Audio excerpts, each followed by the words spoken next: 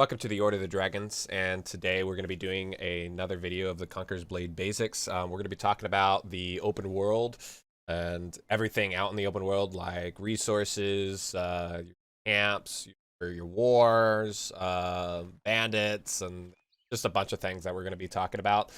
Video may take a while as well, so I'm going to put the timestamps, and the description in the comments so you guys can click through them. It's going to take me a while again because I literally last video I took probably about 20 to 40 minutes just trying to figure out where everything is at exactly, and then it took me even longer to edit it and stuff like that. So thank you guys for coming again. So let's go ahead and get into it. So again, you leave city like this, and right now we're going to be talking about the units. Sword Militia, and Sword Militia is an extremely important unit still in the game. So yeah, okay, so you're in game, let's say you're in game, and there's a lot of people with high-end units running around in the field and stuff like that. The militia, you would think, hey, okay, I don't need the militia anymore, but you do need the militia, because I can see feudal labor may find rare materials when gathering resources. The militia units have a high labor gathering rate. You need these guys if you're just going around hunting resources and stuff like that. So if you are, let's say, well, like in the CBT, there's not that many people wandering around on the map except during wars and stuff like that. So it's like a really easy time to go and get resources. So if you're just gathering resources and you don't plan to, be attacked by bandits or other things, you would just bring an army of sword militia and just go get all those resources and put in your camp, because you have that, you have that high chance that you have more labor, you have that high chance of gathering resources, tons of other things. So, but right now we're going to be talking, when we go out, the first thing we're going to be doing before resources is going to be doing the bandits and talking about all the other stuff and travel time and wagons and all sorts of things. So let's go ahead and leave the city. Okay, to start out, let's go ahead and talk about the map and the two regions and their differences.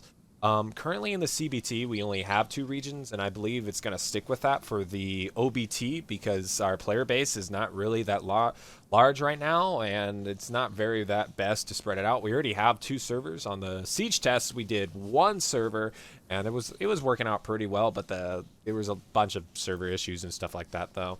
But currently we have two regions, which we have East and West, basically the Europe and China, Australia, and I don't remember the the name for the Chinese regions, but they're both different.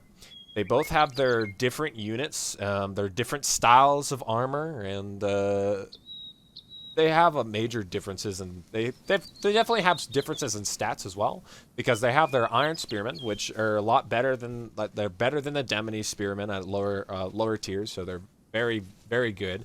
They have their short sword and shield units. They have their specific archers. They have their specific pike units, and like each side both have their differences in the style, what they look like.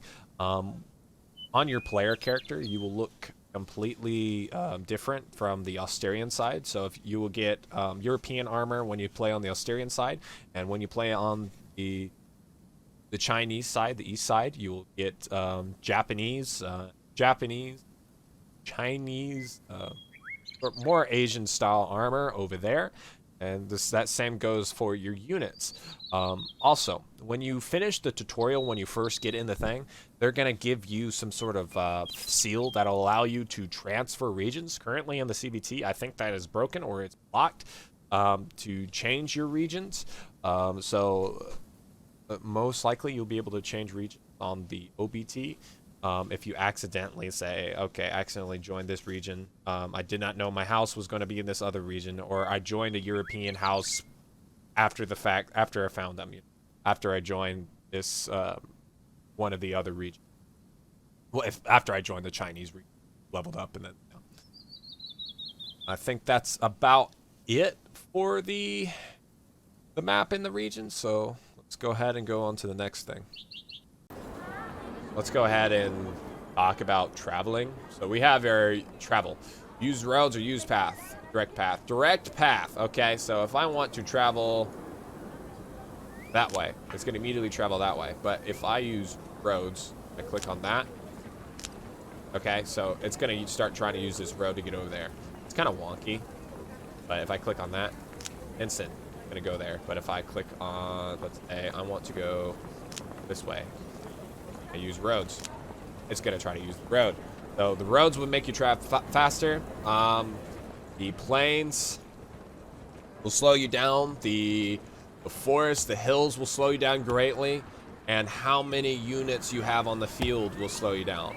Also, if you want to bring a cannon with you, it will slow you down. There's many things in the game that can slow you down on travel time.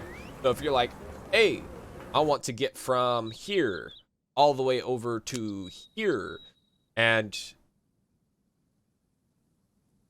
so you're like, hey, I want to get to here all the way over to here, and you have a short supply of resources, you would use less men, you would use the roads, so you can go whee like Sonic.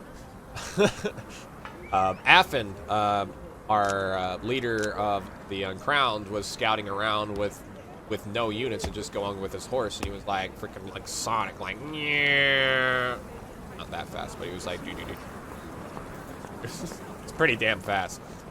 But let me show you. Hold on a second. So you can have a wagon and a cannon at the same time, and wagons also slow you down. So if we click on hire a wagon here, you have three different things. So if let's say I want the slowest wagon. Okay.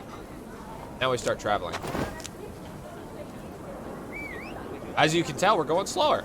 So like if you have a wagon, if you have a cannon, you have multiple cannons. Like you literally, okay, so you can have 1, 2, 3. You got 3 cannons. This is going to slow you down. It's going to slow you down greatly, especially if you're trying to get over to here, to over there, you know. But if you're over here and you just put 3 cannons and you have a cart, like M, you can right-click any of your friendly towns. Here, right-click any of your friendly towns, and you can click fast travel. Fast travel will get you there. Like basically, it will instantly teleport you over there. But you have a time limit. So you have a time limit that you can use to travel to fast travel everywhere. There is another way. You can click reset location to instantly teleport you back to Agolia. So if I do M and I fast travel over here, I've finished everything, gathering everything, doing everything I need. I defended and all that stuff. I can immediately just click that location, you know, teleport you back to Agolia, to the main city. But I wouldn't do that because it's kind of exploiting the system. So it's not really good to do that. I wouldn't say it's really good to do that. But the wagon, like I said, there was 3 tiers of wagons. This is how many like resources you will get. Depends, like if you try to get a higher tier wagon, and you want to use the extraction tokens multiple times, because like what you get from the resources is completely different than what you get from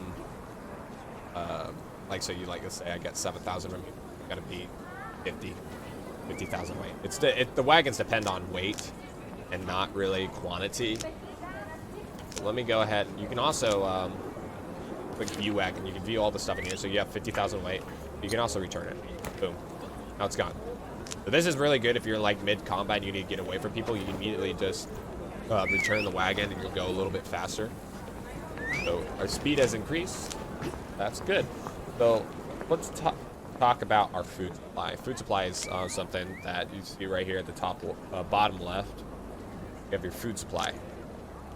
So what food supply is that when the more units you have, the less time you're going to have on your exhaustion thing. So if I have just myself, it's going to have like a high time limit, 30 minutes. If I have, like since I have I have 3 people, it's going to be 15 minutes, because it's all going to use the 10,000 resources. I don't know if that's going to increase if I like leveling or something like that. Who knows?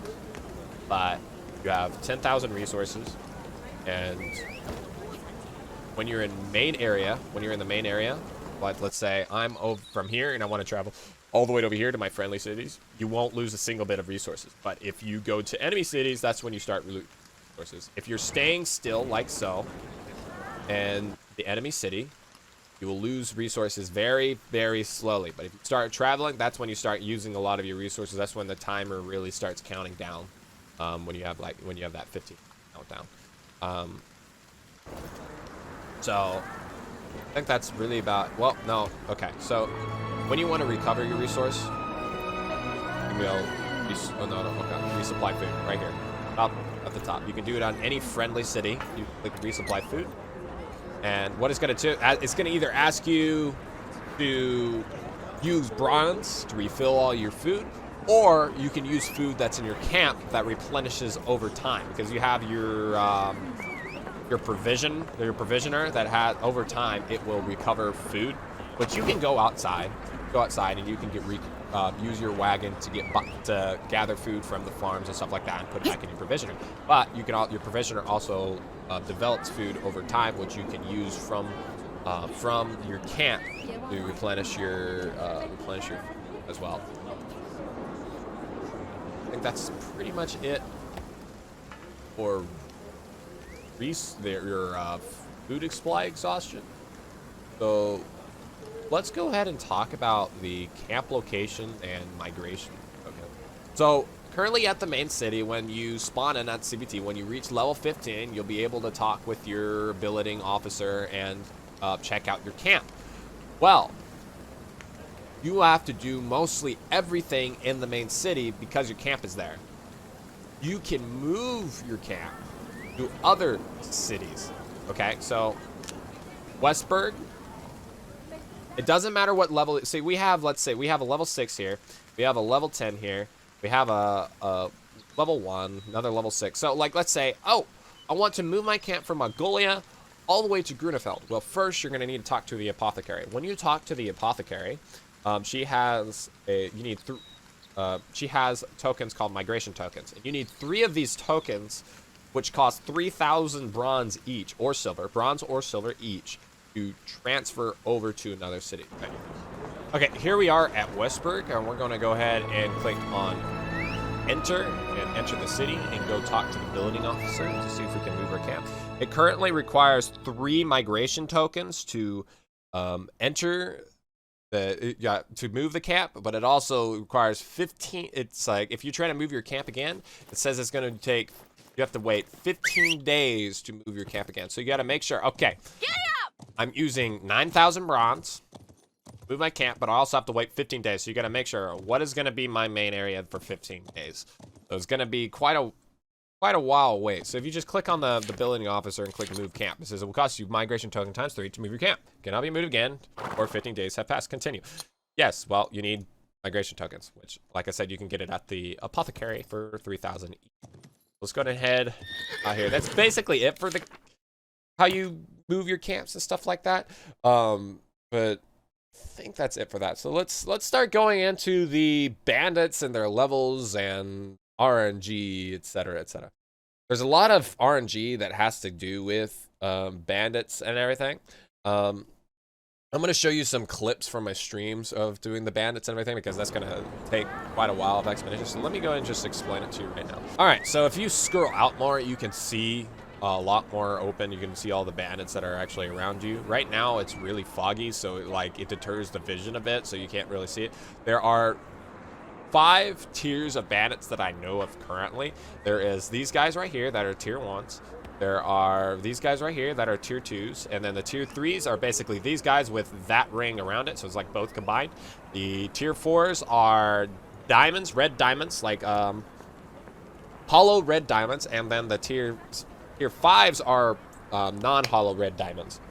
Each one are a little bit, usually they're supposed to be higher difficulty, but there's an RNG it's just a random chance of what difficulty you get, because I can go to this guy and I can either get a bandit chief, or I could just get a couple units. I can get a lot of units and a bandit chief. You know, there's like a bunch of, like, it's just all about that random RNG chance to get. But also supply wise, it is RNG. So like I can go to a tier 1 bandit and I can get a, let's say, 1 cloth, just 1 cloth. But I can also go to this same bandit right next to him, and I can get 6 cloth. You know, it's all about that. It's just random RNG chance. You know, it's just random it's just random generation, random generation chance. It's the same goes with the difficulty of the unit. So, like I said, you just have a random chance to get a difficulty unit, and you could do this. You could literally, I can go to the highest tier bandit. I could go to the tier 5 bandit. I can go to the diamond, the non-hollow diamond, red diamond, and I could just get one bandit chief, and instantly kill him in the mission step.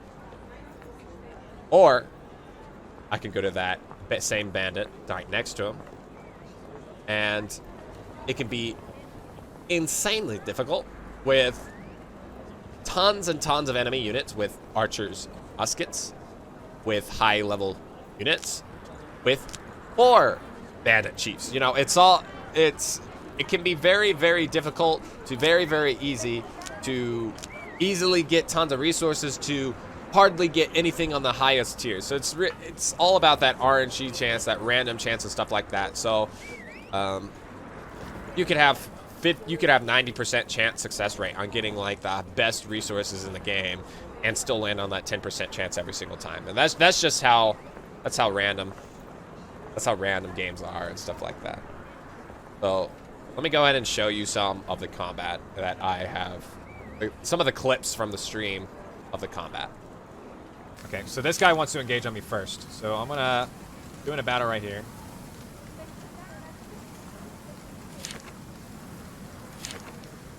They're all engaging on me right.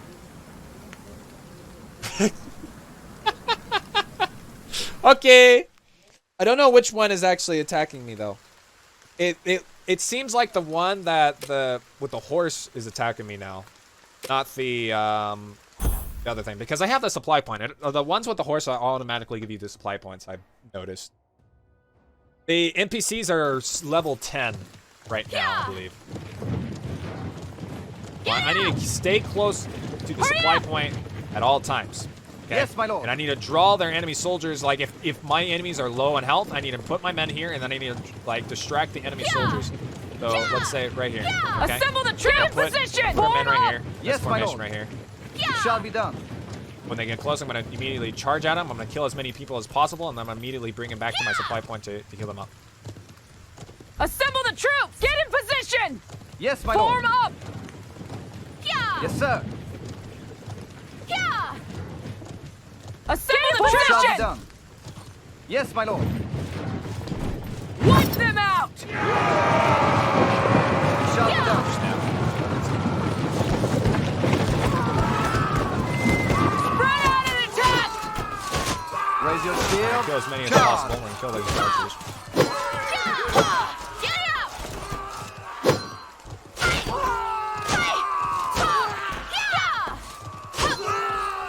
Okay. I retreat.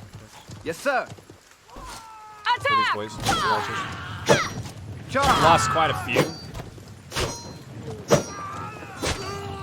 We're gonna head back. Oh, mission complete. Okay, we already did it.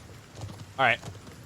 Sometimes they'll send in reinforcements. Oh, yep. Charge Okay, with yep. me! They're sending reinforcements. All right. Yes, my lord. That's good to know. All right, so I'm gonna get my men to come over here, and I'm gonna put them in here, Assemble the and position! I'm going to bring out my pikes. Yes, sir.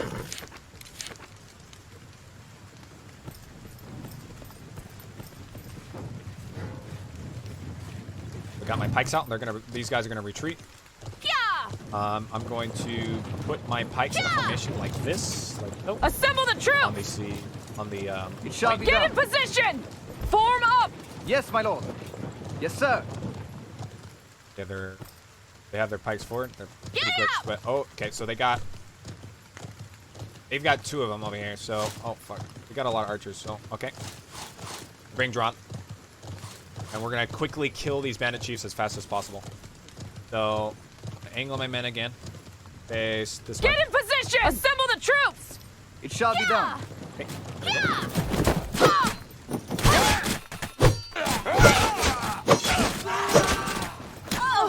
Oh shit, Jets. Not good. You could lose this.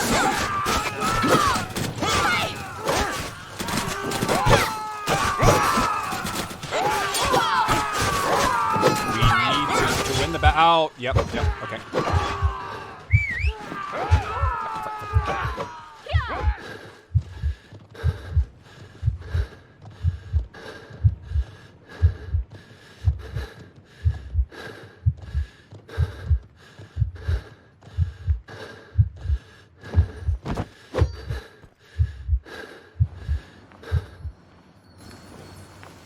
They're waiting. The heck, they're waiting. Why are they waiting? When I'm healing. I'm confused. Okay. Okay. Okay. Alright. We got a lot of archers. I want to take out these archers so I can get. Oh fuck! That is not pretty. That is not pretty. Okay.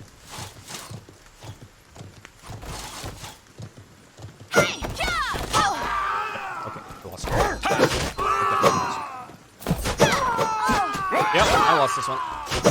Like I said, these ones are more. You need better units, or you need really good units, or you need, because I did one before. I was really lucky to manage to kill all the units before. So, oh, yep, I just got sniped. So I lost all my units, so we're gonna immediately go back to the main city. We're gonna replenish all of our units, and then we can head back, or to one of the cities. We're gonna fast travel back to the main city. We can recover all of our units. We can head all the way back if we really want to, and we can see if we can engage again. Because like these boys are pretty difficult. It's like I said, it's better to do with teammates.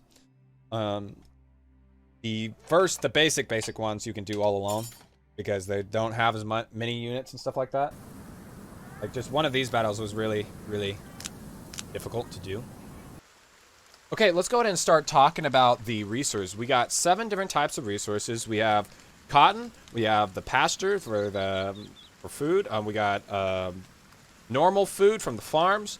We got the copper. We got iron. We got horses, and we got lumber. So we got 7 different types of things. But if there is different grades of this, and you have to use certain amounts of each grade is greater. You have to use more extraction tokens and more bronze for that thing. So we have one tier. We got the first tier. So we have tier 1, which uses a very low amount of bronze and 1 extraction token. But then we have a tier 2, which uses more bronze, more extraction tokens. But it also depends on what resource you're getting from. So if you're trying to get horses, the lower tiers is still going to require a high amount of extraction tokens and a high amount of bronze, because the horses are very rare in the game. So that you use those horses to craft horse units in the game. So if I look at the lumberyard over here, so we have a lumberyard. I'm at a sawmill right now. So we have the sawmill, which is the tier 3. As you can tell, 1,500 bronze, extraction token times 3. Then we have the lumberyard, which is 2,000 bronze and extraction tokens times 4.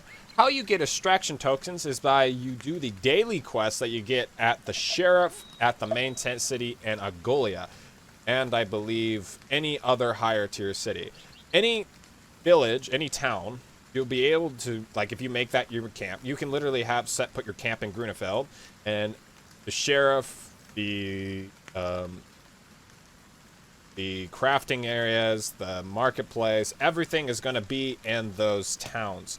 So that's very useful if your house captures a main area and you're all the way across the map and you don't really want to travel back and forth from Algolia over to your main area. So you can put your camp in your town, and you can literally stay in your town the entire time, and you can still queue up for PvP and PvE battles and all that stuff over there, and get your daily quests and everything like that.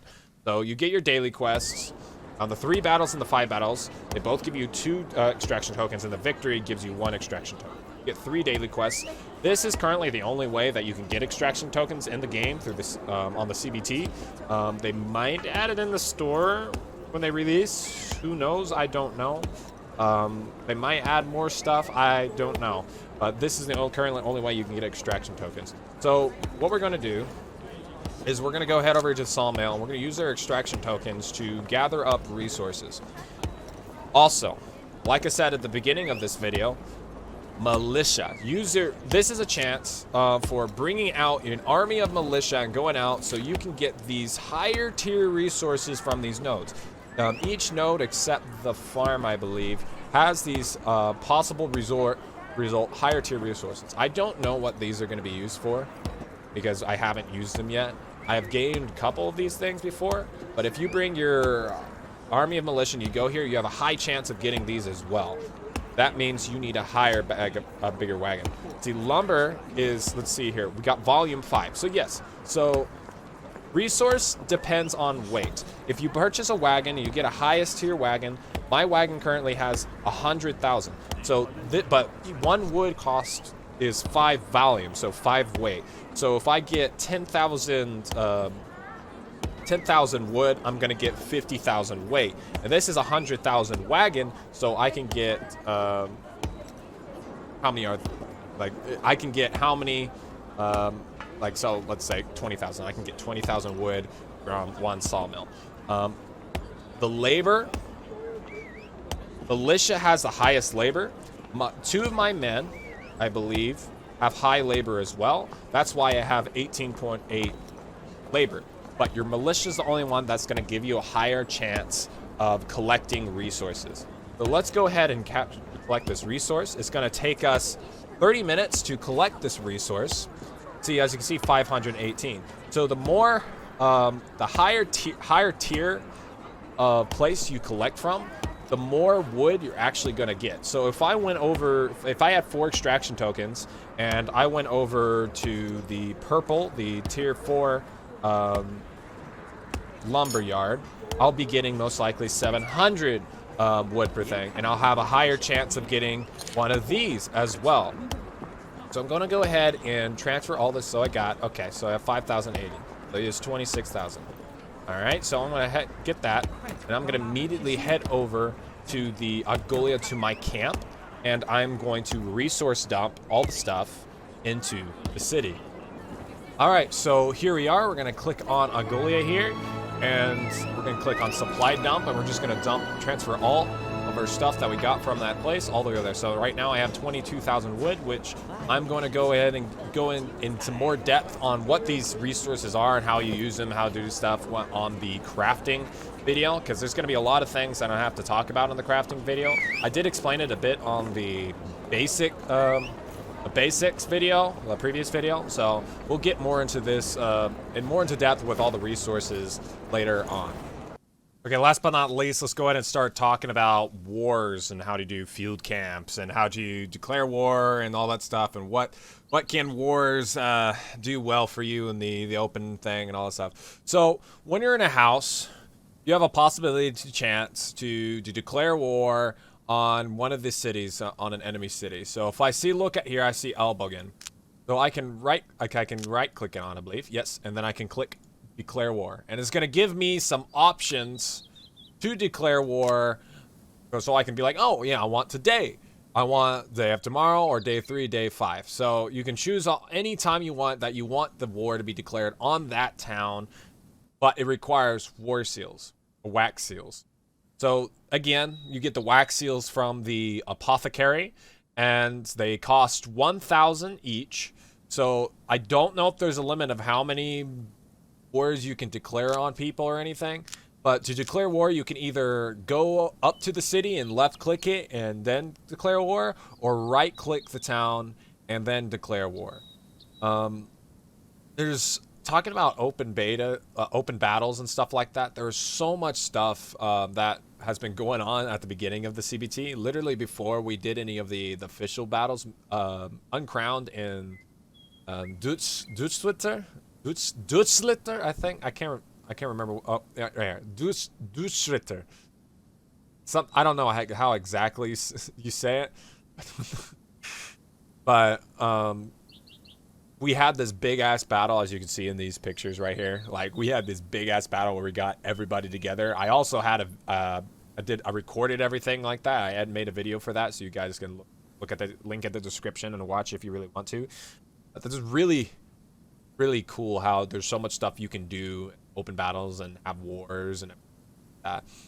And so Deutschland on the first CBT, on the first war, Deutschland had this, and this, but us and Uncrowned managed to push them back and conquer all of these areas. And Anarchy had this, but I don't see Anarchy anywhere. Like they had all these. Then we had a diplomatic victory, and we pushed them. We pushed them up here. So they had all these areas, but then they got pushed back. Like they had a lot of, I guess, a lot of downfalls. Really sucks.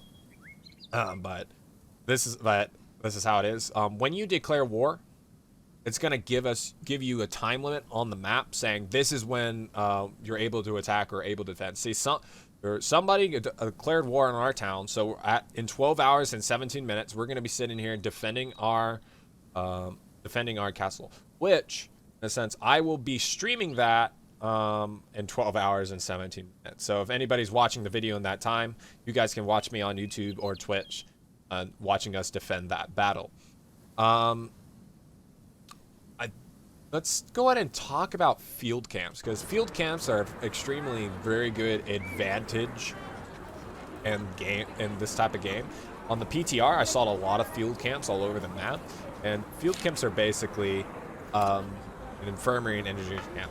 See, when you declare war on a town and you're loading into the siege battle, you will not have any siege engines out on the field. You have to bring it your own. So you have to bring your battering ram. You have to bring your siege tower. You have to bring your cannons. You have to bring all this stuff. So you have to craft everything and bring it. You can't. It's not all randomly generated in the normal battle. So it's gonna take. Like, there's only ladders that are by default in the game, in the thing.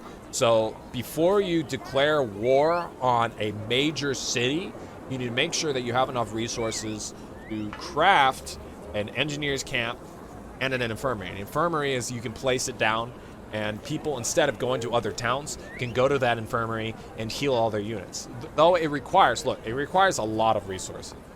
But this is for, you use these field camps way later on in the game when your entire house has gathered enough resources that they can start doing mass war. Okay, so they have enough skilled people on high level, they have enough active people, they're in a big enough alliance, and they have enough resources that they can start doing this.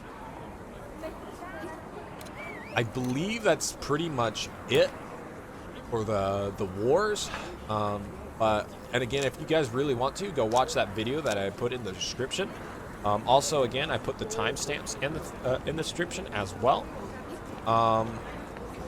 If there's anything that I missed out that you guys want me to talk about in the stream or put in the description or put in the comments and stuff like that, you guys can go in and comment and say that that's something that I missed, like you guys did in the previous video. And I'm glad that you guys put some stuff in there and corrected me on a couple things that I either missed out, I missaid, or I didn't put in the video. So thank you guys for watching another video of the Conqueror's Blade Basics series, and I'll see you guys in the next episode.